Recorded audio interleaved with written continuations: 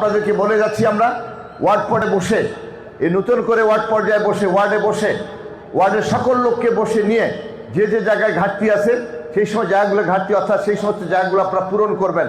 আমরা আনঅফিসিয়ালি তাদেরকে নিয়ে সাথে নিয়ে কাজ করবেন। আপনারা তাদের খসড়া তালিকা আপনারা আমাদের কাছে জমা দিবেন। এই জায়গায় যদি সম্পাদক না থাকে তাহলে ওনার পরে যিনি জয়েন্ট সেক্রেটারি আছেন তাকে সম্পাদকের দায়িত্ব দিবেন। সভাপতি যদি না থাকে তাহলে ভারপ্রাপ্ত সভাপতি হিসাবে পরবর্তী যিনি সহসভাপতি আছেন তাদের দায়িত্ব দিবেন। তারপরে যদি দেখা যায় যে না, সভাপতির মধ্যে কেউ নাই, দায়িত্ব পালন করতে চায় না, সেখানে আপনারা সবাই মিলে বসে আনঅফিসিয়াল একটা কমিটি আপনি নির্ধারণ করবেন। আমরা তাদেরকে কাজ করার অনুমতি দেব। আর যদি এই নির্বাচন আগে বা আগামী দিনে যদি কাউন্সিল হয়, জেলা পর্যায়ের কাউন্সিল হয়, আবার যদি আমাদের এখানেও যদি কাউন্সিল হয়, তখন আমরা সেটাকে আমরা আবার নতুন করে আমরা নতুন কমিটি নির্ধারণ করব, নির্বাচিত করব। তখন সেখানে যাদের আসার সুযোগ হবে তারা আসবে, যাদের আসার সুযোগ হবে না তারা আসবে না। আমরা এই বর্ধিত সভার উদ্দেশ্যটা কিন্তু আমাদের এইটাই।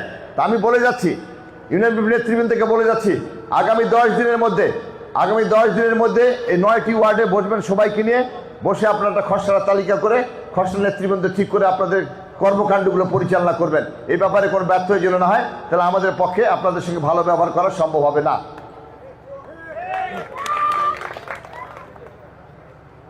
আজকে কথা উঠেছে